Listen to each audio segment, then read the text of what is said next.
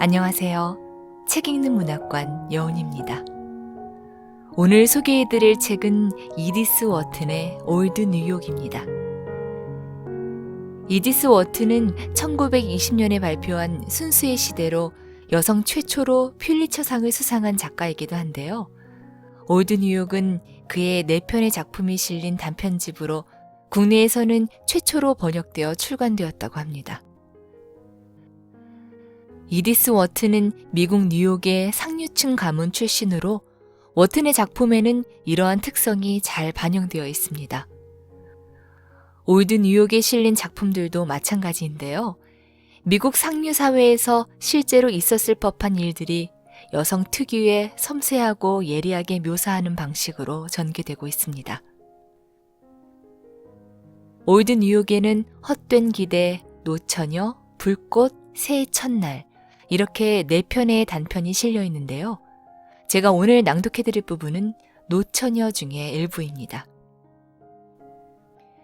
랄스턴 가문의 델리아는 사촌인 샬롯 로벨로부터 뜻밖의 소식을 듣습니다.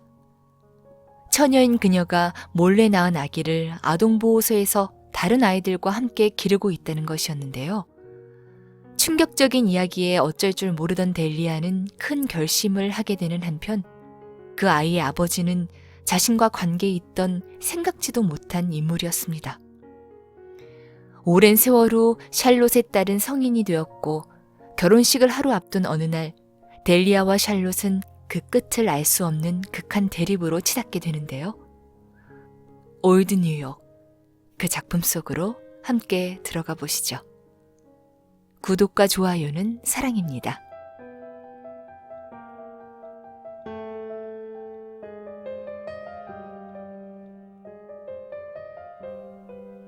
올드 뉴욕 이디스 워튼 지음 정유선 옮김 레인보우 퍼블릭 북스 발행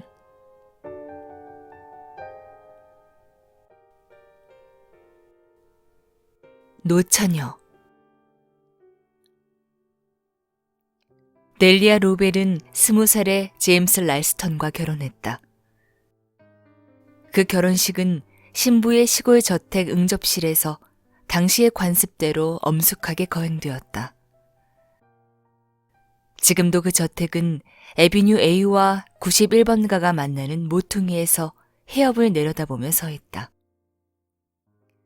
결혼식을 올린 뒤 신랑은 그녀를 마부석 가장자리에 술이 달린 로벨 할머니의 카나리아색 마차에 태우고 넓은 교외 지역과 지저분한 느릅나무 그늘이 드리워진 길을 지나 그레머시 파크의 새 집 중 한 곳으로 데리고 갔다. 당시는 젊은 개척자 집단이 그레머시 파크로 막 이주하기 시작했을 때였다. 그곳에서 델리아는 26살에 제대로 기반을 잡았다.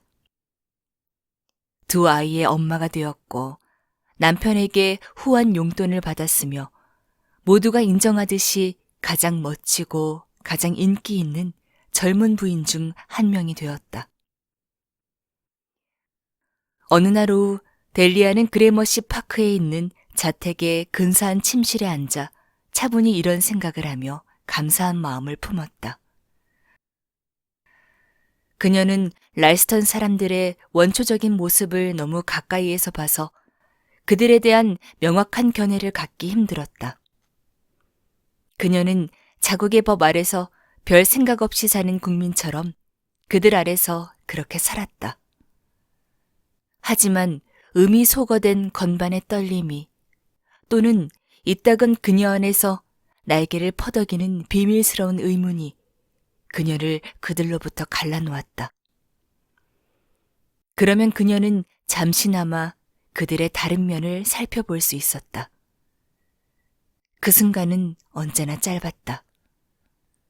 그녀는 숨이 가빠지고 조금 창백해져서 아이들에게로 자기가 돌보던 가정으로 새 드레스와 다정한 제임스에게로 재빨리 돌아왔다. 그녀는 오늘 제임스가 새 보닛을 사는데 비용을 아끼지 말라고 한 것을 떠올리며 부드러운 미소와 함께 그를 생각했다. 그녀는 26살이고 두 아이의 엄마였지만 여전히 놀랍도록 싱그러운 인상을 풍겼다. 당신은 젊은 아내의 풍만함이 보기 좋다고 여겨졌고 그녀는 그 풍만함 덕분에 잿빛 실크 상의의 가슴 언저리가 항상 팽팽했다. 목이 깊게 파인 레이스 옷깃을 고정했던 성 베드로가 모자이크된 브로치가 풀리는 바람에 무거운 금식의 체인이 벨벳 허리띠로 조여진 가냘픈 허리 위에서 위태롭게 달랑거렸다. 하지만 캐시미어 스카프 아래로 경사진 어깨는 젊어 보였고 그녀의 모든 움직임은 소녀처럼 민첩했다. 델리아 랄스턴은 남편 말대로 비용을 아끼지 않았다. 그녀는 고급스러운 보닛에 실크 주름이 감싸고 있는 갸름한 얼굴과 발그레한 뺨을 만족스러운 듯 살펴보았다. 그것은 넓은 세틴 리본이 달린 수정이 촘촘히 박힌 깃털로 장식된 흰 벨벳 카브리올레였다. 그 주에 바우어리의 성 마르코 성당에서 그녀의 사촌인 샬롯 로벨이 결혼식을 올릴 예정이어서 그 예식을 위해 주문한 보닛이었다. 델리아와 마찬가지로 샬롯의 결혼 상대는 웨이버리 플레이스 분가의 랄스턴 사람이었다. 어떤 선택도 그보다 더 안전하거나 견실하거나 일반적일 수는 없었다. 델리아는 왜 그 단어가 떠올랐는지 알 수 없었다. 일가 사람의 수가 적은 자기 가문의 아가씨들조차 랄스턴 사람과 결혼하는 것이 일반적이라고 볼 수 없었기 때문이다. 하지만 그 결혼이 보장하는 견실함, 안전함, 적절함 덕분에 맵시 좋은 멋진 아가씨들이 평온하고 수줍게 자신의 미래로 계획하는 전형적인 결혼이 되었다. 그러면 그 뒤에는 어떤 일이 벌어졌을까? 그리고 이 새로운 질문의 의미는 무엇이었을까? 물론 그 뒤 젊은 남성의 무한한 요청에 놀라고 당황스러워하며 넘어간 아가씨는 약혼 반지에 대한 답례로 기껏해야 그들에게 장밋빛 뺨을 내밀었을 뿐이었다. 커다란 더블 침대가 있었고 결혼식 다음날 아침 침실에 딸린 화장실 문을 통해 셔츠 차림의 그가 차분하게 면도하는 모습을 보는 놀라움이 있었다. 신부 어머니가 얼버무리고 은근히 암시하다가 체념의 미소와 함께 전해주는 성서구절. 결혼식의 화려함이 흐릿해지는 가운데 순종하라는 당부를 상기시키는 구절이 있었다. 한때는 순수한 지성을 태울 듯했던 열정적인 시선이 오가던 화장실 문을 통해 이른 아침의 대화와 논의가 오갔다. 그러고는 아기들이 태어났다. 모든 것을 보상할 것 같았던 아기들은 그런 보상을 주지 않았다. 아기들은 무척 사랑스러웠지만 사람들은 무엇을 놓쳤고 무엇을 보상받아야 했는지 제대로 알지 못했다.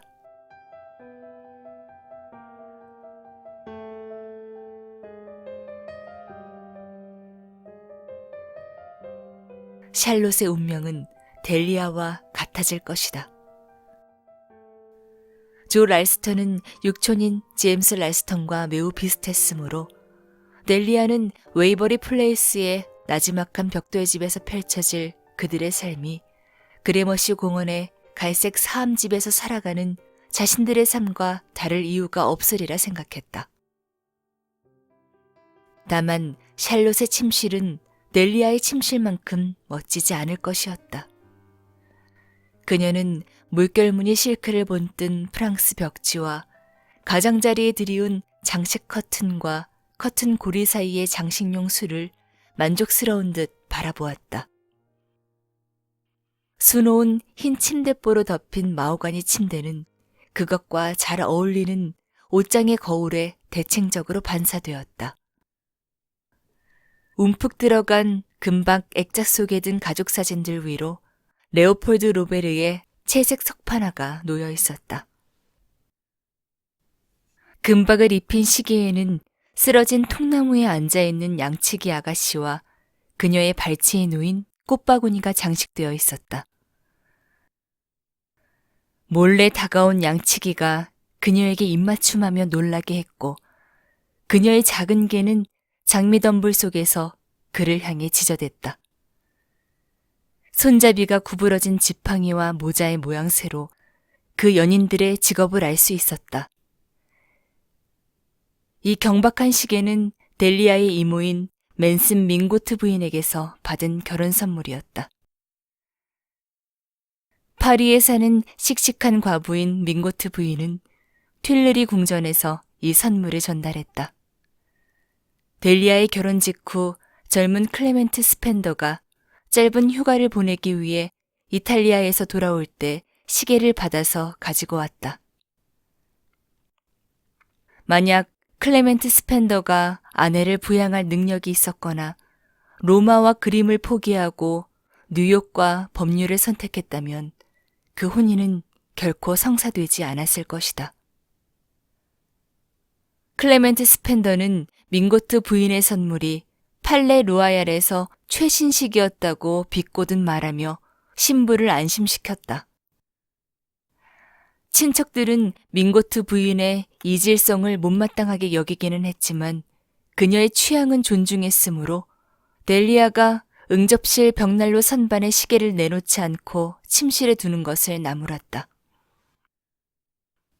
하지만 델리아는 아침에 일어났을 때 몰래 입맞추는 대담한 양치기를 보는 것이 좋았다. 샬롯은 분명 그렇게 예쁜 시계를 침실에 두지 못할 것이다. 그러고 보니 샬롯은 예쁜 물건들에 익숙하지 않았다. 그녀의 아버지는 30살에 폐렴으로 세상을 떠났고 로벨가에서는 가난한 축에 들었다. 어린아이들을 부양해야 하고 1년 내내 곤궁하게 사는 미망이는 장녀를 위해 해줄 수 있는 일이 별로 없었다. 샬롯은 사교계에 데뷔할 때 어머니의 드레스를 고쳐 입고 워싱턴 장군과 논쟁을 벌였던 작고한 친척에게 물려받은 세틴 샌들을 신어야 했다. 델리아는 벌써 치워버린 구식 라스턴 가구가 샬롯에게는 호화로워 보일지도 몰랐다. 샬롯은 델리아의 화려한 프랑스 시계를 다소 경박하다고 하거나 심지어 별로 멋지지 않다고 여길 수도 있었다. 딱하게도 샬롯은 무도회를 포기하고 빈민들을 찾아다니기 시작한 뒤부터 무척 진지해졌고 지나치게 얌전 빼는 것처럼 보였다. 델리아는 끊이지 않는 궁금증과 함께 그녀의 갑작스러운 변화를 떠올렸다. 당시 집안 사람들은 샬롯 로벨이 결국 노처녀가 될 것이라고 은밀하게 수근거렸다.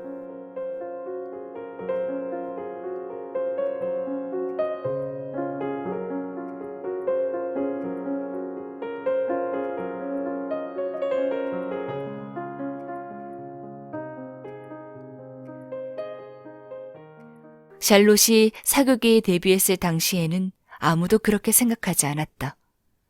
물론 그녀는 어머니에게 간신히 새 모슬린 드레스 한 벌을 얻을 수 있는 처지였고 광대뼈 위의 젓갈색 홍조는 마치 짙은 화장을 한 것 같다는 가당찮은 생각이 들게 했으며 지나치게 새빨간 머리카락에서부터 너무 옅은 갈색 눈동자에 이르기까지 외모가 대체로 아쉽기는 했다. 하지만 이런 결함은 가냘픈 허리와 경쾌한 걸음걸이, 명랑한 웃음으로 만회되었다. 그녀가 무도회에 갈 때 머리카락에 머릿기름을 정성껏 바르고 빗질하면 거의 갈색으로 보였고 머리에 쓴 붉은색과 흰색 동백꽃 화환 아래 섬세한 뺨을 따라 가지런하게 찰랑거렸다. 조 랄스턴을 비롯해 혼기가 찬 여러 청년들은 그 모습을 보고 예쁘다고 한 것으로 알려졌다. 그러다가 샬롯이 병에 걸렸다. 그녀는 달빛 아래에서 썰매를 타는 파티에 갔다가 감기에 걸렸고 뺨의 홍조는 더 짙어졌으며 기침을 하기 시작했다. 그녀가 아버지처럼 되어가고 있다는 이야기가 퍼졌고 그녀는 서둘러 조지아주에 있는 외딴 마을로 떠났다. 그곳에서 1년간 옛 가정교사와 단둘이 살았다. 그녀가 돌아왔을 때 무언가 변했다는 것을 모두가 단번에 느꼈다. 그녀는 창백했고 어느 때보다 야위었지만 뺨은 우아하게 투명했고 눈 색깔은 짙어졌으며 머리카락은 더욱 붉은기를 띠었다. 퀘이커 교도처럼 근엄해 보이는 평범한 드레스를 입어서 그런 남다른 외모가 더 두드러져 보였다. 그녀는 자질구레한 장신구와 시계줄을 벗어두었고 항상 똑같은 잿빛 망토를 걸치고 꼭 맞는 작은 보닛을 썼으며 갑자기 궁핍한 사람들을 열성적으로 돌보기 시작했다. 가문 사람들은 그녀가 남부에서 지낸 1년 동안 가난한 백인들과 그 자녀들의 절망적인 타락으로 충격받았고 그런 비참한 모습을 보았기에 젊은 친구들의 태평한 삶으로 되돌아가는 것이 불가능하게 되었다고 설명했다. 모두가 의미심장한 시선으로 이 비정상적인 심리 상태가 시간이 지나면 차차 나아질 것이라고 수긍했다.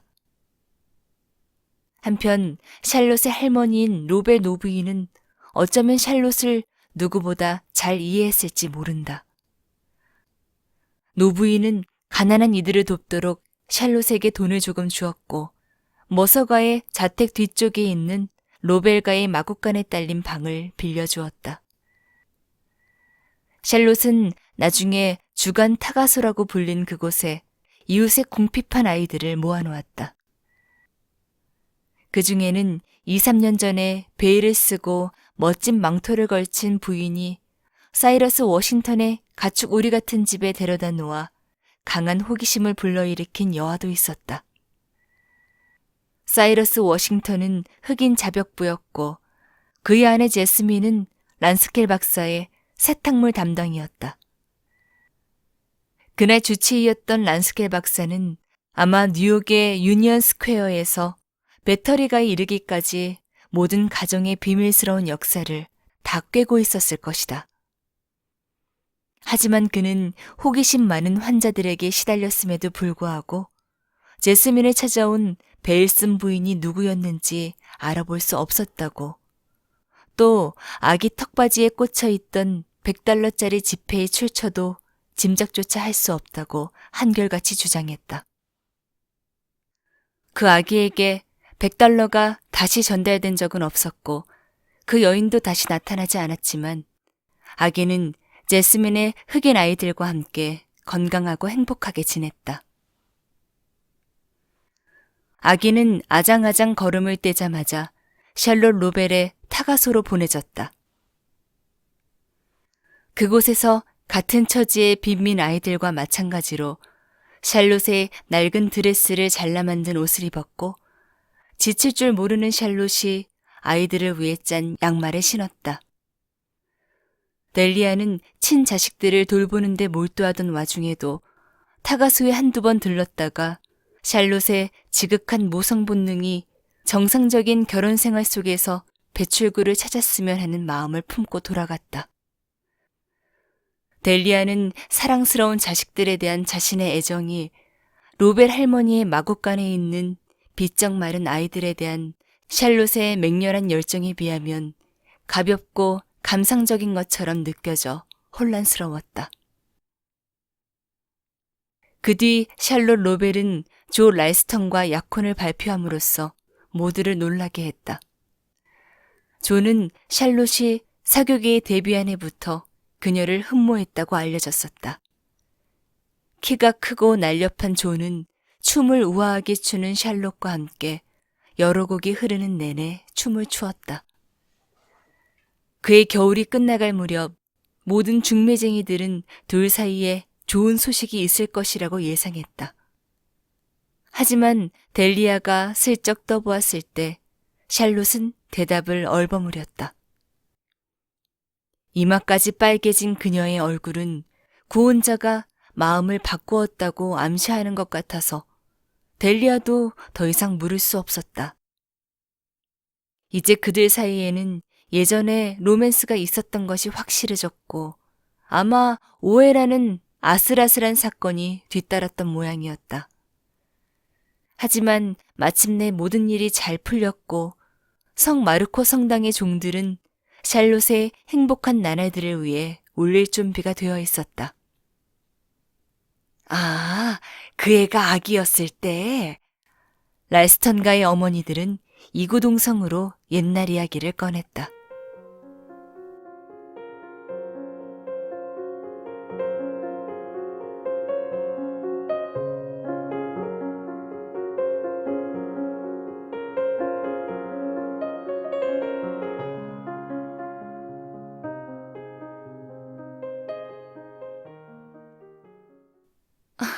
샬롯! 델리아는 어깨 너머 유리창이 비친 사촌의 모습을 보고 의자를 뒤로 밀며 크게 불렀다. 샬롯 로벨은 문간에 멈추어 섰다. 사람들이 언니가 여기 있다고 해서 뛰어 올라왔어. 당연히 그랬겠지, 샬롯. 포플린 드레스가 정말 잘 어울린다. 나는 항상 너한테 풍성한 직물이 잘 어울릴 거라고 말했지. 네가 잿빛 캐시미어를 벗어던진 걸 보게 되어 아주 기뻐.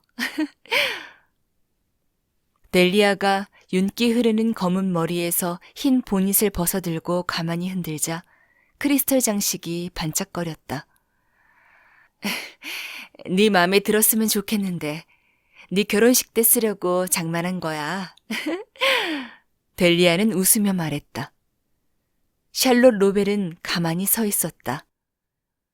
어머니의 낡은 비둘기색 포플린 드레스에 진홍색 벨벳 리본으로 된 좁은 머리띠를 두르고 가슴에 흰 단비 털 쇼를 늘어뜨렸으며 깃털이 늘어지는 새 비버 보닛을 쓴 그녀는 어느새 기혼 여성의 자신감과 위엄이 느껴졌다. 그리고 네 머리카락 색깔이 전보다 확실히 더 짙어졌구나.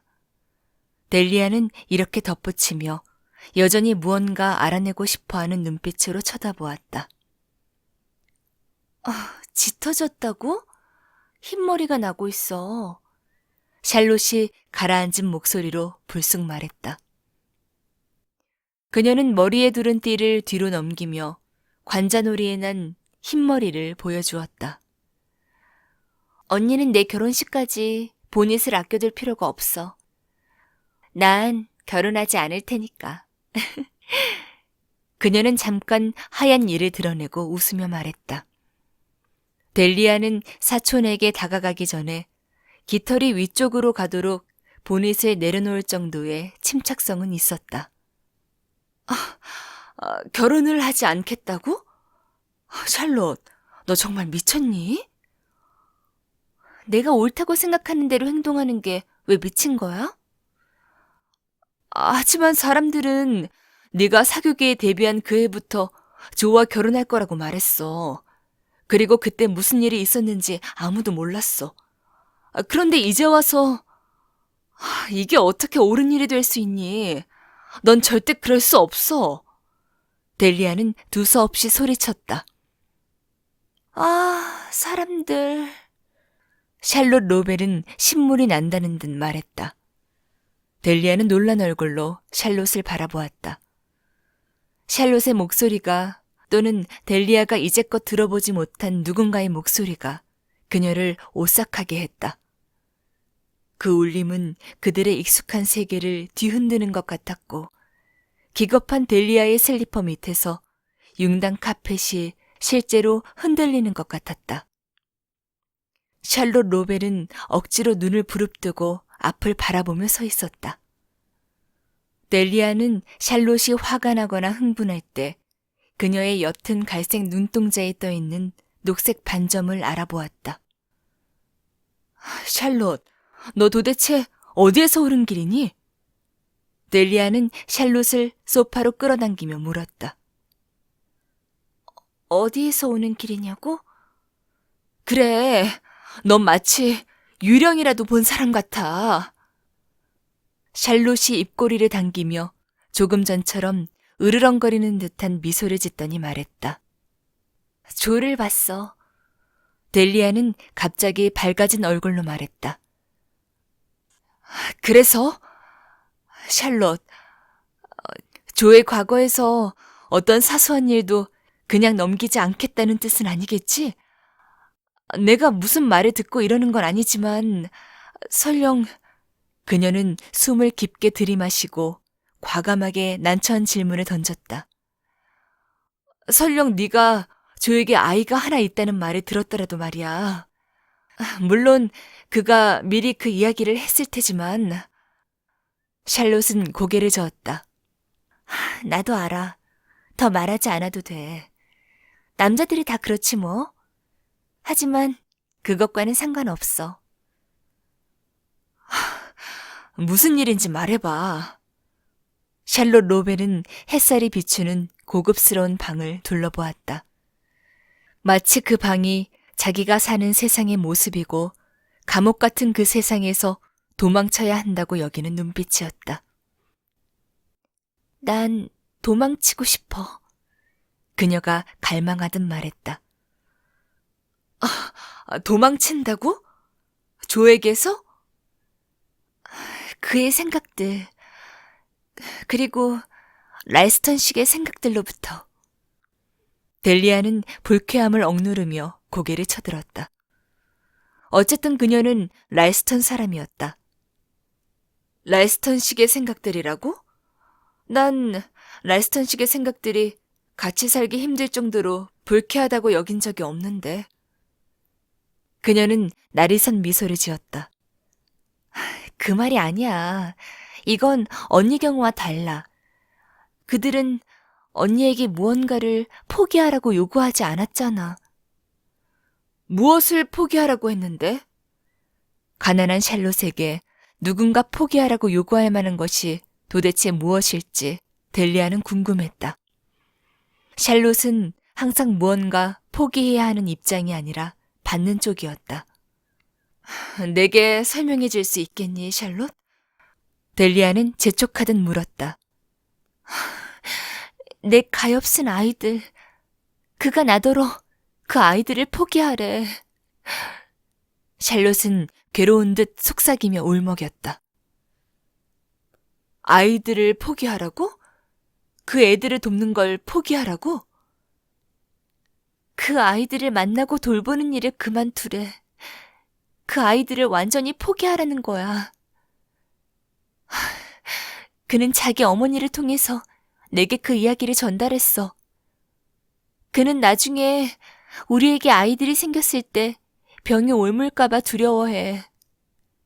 물론 누군가를 고용할 수 있도록 내게 돈을 줄 거야. 아이들을 돌볼 사람을 고용하라고. 그는 그게 멋지다고 생각해. 샬롯은 흐느끼기 시작했다. 보닛을 벗어던지고 쿠션에 엎드려 우는 얼굴을 감추었다. 델리아는 어찌할 바를 모른 채 앉아 있었다. 예상치 못한 많은 문제들 가운데 이런 일은 더욱 상상도 못할 일이었다. 그녀는 자기 내면의 후천적인 랄스턴 기질 덕분에 조가 반대하는 이유를 알 수 있었고 그에게 동의할 수밖에 없었다. 뉴욕 사람들은 헨리 밴더 루이든가의 가연 외동아들의 죽음을 아무도 잊지 않았다. 그 아이는 원칙을 모르는 유모가 몰래 데려간 서커스에서 천연두에 걸렸다. 그와 같은 경고 이후 부모들은 전염병에 대한 모든 예방 조치가 타당하다고 느꼈다. 가난한 사람들은 아주 무지하고 부주의했으므로 그들의 아이들은 당연히 모든 전염병에 끊임없이 노출되어 있었다. 조 랄스턴이 확실히 옳았고 샬롯은 거의 비정상적이고 비합리적이었다. 하지만 지금 그녀에게 그렇게 말해봐야 소용없을 것이다. 델리아는 본능적으로 시간을 끌었다. 델리아는 엎드려 있는 샬롯의 귀에 속삭였다.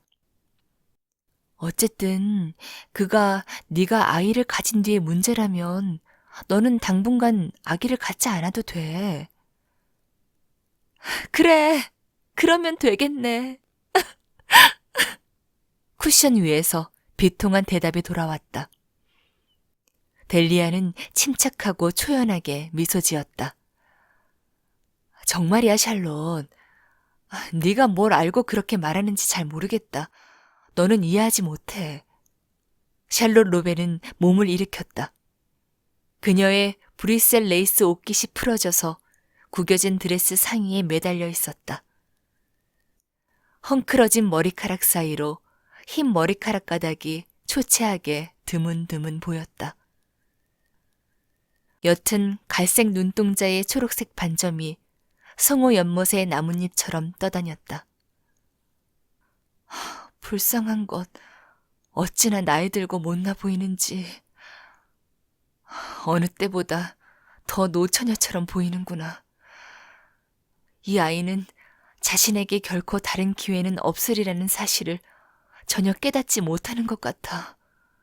델리아는 생각했다. 넌 분별력을 되찾으려 노력해야 해, 샬롯. 결국 친자식들에게 우선권이 있는 거야. 바로 그게 문제야. 샬롯은 델리아의 손목을 난폭하게 거머쥐었다. 어떻게 내 아이를 포기할 수 있겠어? 네 아이라고?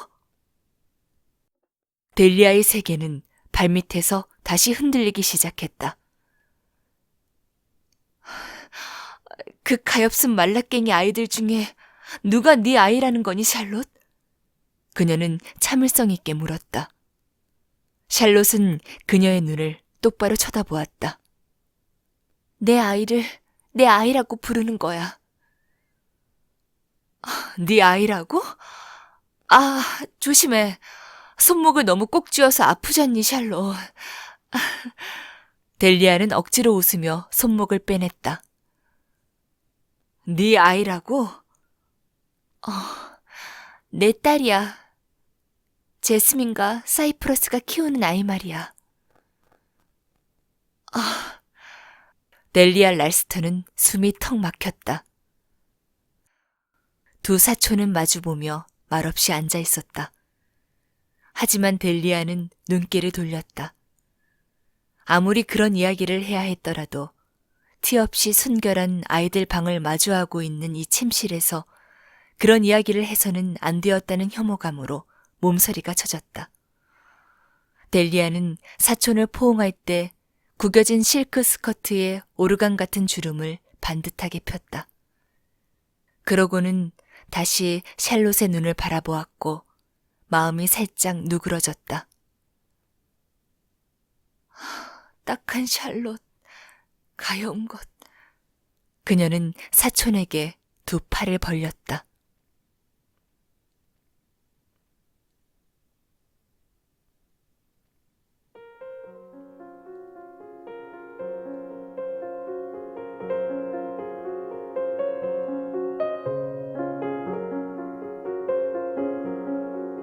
양치기는 계속 양치기 아가씨 몰래 입을 맞추었고 쓰러진 통나무 위의 시계는 쉬지 않고 제깍거렸다.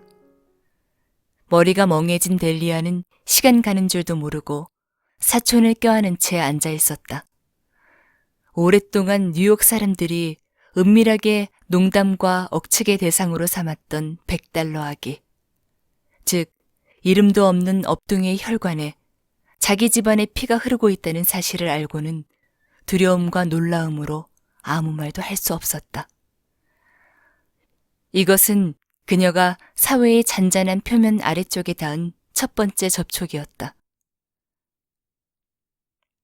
그런 이야기를 다름 아닌 이 델리아 랄스턴의 집에서 당사자의 입으로 직접 듣고 있다는 생각에 역겨워졌다.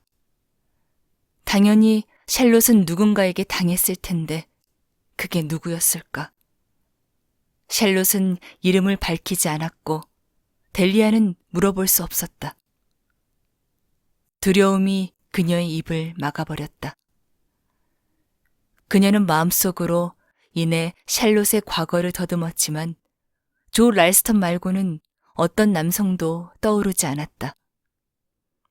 그리고 조를 이 사건과 연관짓는 것은 조금도 고려할 가치가 없었다. 그렇다면 누군가 남부에 있던 사람이었을까? 하지만 그럴 가능성은 없었다. 샬롯은 그곳으로 떠나 있을 때 병이 깊었다. 그러다 델리아는 순식간에 그 병의 본질과 샬롯이 사라졌던 이유를 깨달았다. 그러한 추측으로 인해 그녀의 마음은 또다시 움츠러들었고 직감적으로 그나마 자신이 이해할 수 있었던 다른 일에 집중했다. 그것은 샬롯이 보살피는 빈민가 아이들에 대한 조 랄스턴의 태도였다. 물론 조는 아내가 안전한 주거지인 자신들의 집으로 전염병을 옮겨올지도 모르는 행동을 하도록 놔둘 수 없었을 것이다. 델리아의 남편 제임스도 똑같이 생각했을 것이고 그녀는 틀림없이 남편의 뜻에 동의했을 것이다. 그녀의 눈길은 다시 시계로 향했다. 그녀는 시계를 볼 때마다 클레멘트 스펜더를 생각했다. 그러다가 문득 궁금해졌다. 만일 상황이 달라서 샬롯이 조에게 간청한 것처럼 자신이 남편에게 똑같은 간청을 했다면 그가 무슨 말을 했을지 궁금했다. 그런 일은 상상하기 힘들었다. 그런데 델리아는 순식간에 생각을 바꾸어서 자신이 클레멘트의 아내가 되었고 자기 아이들은 그의 아이들이 되었으며 머서가의 마국간에서 가난한 말라깽이 아이들을 계속 돌보게 해달라고 그에게 요청하는 모습을 상상했다. 그리고 그녀는 그의 웃음소리와 가벼운 대답을 명확히 들었다. 도대체 왜 그런 걸 묻는 거야? 바보같이. 나를 그렇게 독선적인 사람으로 보는 거야? 물론 클레멘트 스펜더라면 그랬을 것이다. 관대하고 무모하고 결과에 무심했으며 맞닥뜨린 상황에 늘 친절한 행동을 하고는 툭하면 남에게 그 책임을 떠넘겼다. 클레멘트는 어딘가 경박한 데가 있어. 한 번은 제임스가 심하게 말한 적도 있었다. 델리아 랄스턴은 정신을 가다듬고 사촌을 더 몰아세웠다. 샬롯, 말해봐. 그녀가 소곤거렸다. 더 할 얘기가 없어. 내 말은 네 자신에 관한 이야기를 해보라고. 이 일을 클레멘트 스펜더의 목소리가 여전히 델리아의 귓가에 울렸다. 넌 누군가를 사랑했던 거야. 그녀는 나직이 말했다. 그래, 다 끝난 일이야. 이제 그 아이만 남았어. 난 조를 다른 방식으로 사랑할 수 있었어. 샬롯 로벨은 자세를 바로 하며 핏기 없는 얼굴을 찡그렸다. 난 돈이 필요해. 내 아이를 위해 돈이 있어야 해. 그렇지 않으면 아이는 보호시설로 보내질 거야. 그녀는 잠시 말을 끊었다. 하지만 그게 다는 아니야. 나도 다른 여자들처럼 결혼해서 아내가 되고 싶어. 난 조의 아이들을, 우리의 아이들을 사랑하고 싶었어. 삶은 끝도 없이 시련을. 그래, 끝이 없지. 그런데 네 말을 들으면 마치 너를 이용한 사람이 누구도 날 이용하지 않았어. 난 외롭고 불행했고 나처럼 외롭고 불행한 사람을 만났을 뿐이야. 모든 사람이 언니처럼 운이 좋은 건 아니야. 우린 둘 다 너무 가난해서 결혼할 수가 없었어. 어머니도 절대 허락하지 않으셨을 거야. 그래서 어느 날 그가 작별을 고하기 하루 전날. 그가 작별을 고했다고? 그래. 그는 이 나라를 떠나기로 돼 있었어. 그가 이 나라를 떠났다고? 다 알면서도? 그가 어떻게 알았겠어. 그는 여기 살지 않아. 몇 주간 가족들을 보려고 잠깐 돌아왔던 거야. 샬롯은 말을 멈추었고 비밀을 삼키며 얇은 입술을 꾹 다물었다. 잠시 침묵이 흘렀다. 델리아는 멍하니 시계의 대담한 양치기를 쳐다보았다. 그가 어디에서 돌아왔는데? 이윽고 델리아가 낮은 목소리로 물었다. 그게 무슨 상관이야? 언니는 이해하지 못할 거야. 샬롯은 자신의 순결을 두고 델리아가 동정적으로 말했을 때 이미 마음이 다쳤다. 델리아의 얼굴이 서서히 붉어졌다. 이상하게도 그녀는 샬롯이 경멸적으로 쏘아붙인 질책에 굴욕감을 느꼈고 자신이 소심하고 무능하게 여겨졌다. 샬롯이 자신에게 갑작스럽게 고백한 혐오스러운 과거를 어떻게 다뤄야 할지 모르는 무지한 아가씨처럼 무능하게 느껴졌다. 하지만 갑자기 강렬한 여성적 직감이 그녀 안에서 꿈틀거리며 깨어났다. 그녀는 억지로 사촌의 눈을 마주 보았다. 그게 누구였는지 말하지 않을 셈이니? 그게 무슨 소용이 있어? 아무에게도 말한 적 없어. 그러면 왜 날 찾아왔니? 무표정했던 샬롯이 울음을 터뜨렸다. 내 아기를 위해서야. 내 아기. 델리아는 그 말에 개의치 않고 물었다. 내가 잘 모르면 어떻게 널 도울 수 있겠니? 그녀는 모질고 메마른 목소리로 다그쳤다. 그녀의 심장이 세차게 고동치는 바람에 무언가 솟아올라 그녀의 목을 조를 것만 같았다. 샬롯은 아무 대답도 없었다. 그가 어디에서 돌아왔다는 거니? 델리아는 집요하게 다시 물었다. 그 질문을 들은 샬롯은 한참 울어서 퉁퉁 부은 눈을 두 손으로 가렸다. 그는 줄곧 언니가 자기를 기다릴 거로 생각했어. 그녀는 흐느끼며 말했다. 그러다가 언니가 떠난 것을, 언니가 형부와 결혼한다는 것을 들었을 때 그는 항해 중이었어. 민고트 부인이 언니 결혼 선물로 시계를 가져가 달라고 부탁할 때까지 그 사실을 몰랐대. 그만해! 델리아는 벌떡 일어서며 소리쳤다. 고백을 부추긴 그녀는 일이 이렇게 되자 불필요하고 추잡스러운 일이 자신에게 떠맡겨진 것처럼 느껴졌다. 이 뉴욕이, 그녀의 뉴욕이, 안전하고 다정하고 위선적인 뉴욕이, 그리고 제임스 라이스턴의 집이, 그의 아내가 그토록 불명예스러운 폭로를 듣고 있었던 것인가.